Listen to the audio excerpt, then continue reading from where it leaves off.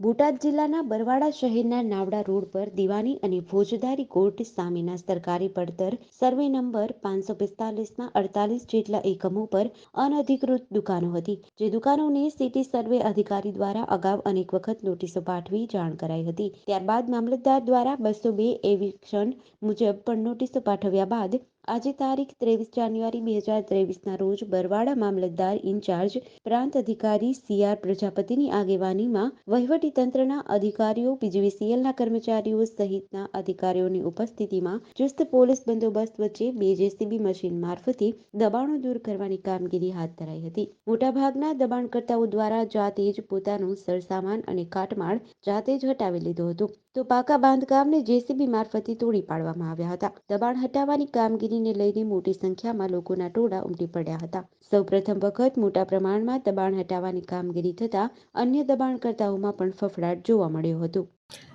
અહીંયા નાવડા રોડ જે આપણો છે બરવાડાનો, ત્યાં સરકારી પડતરનો સર્વે નંબર છે 545।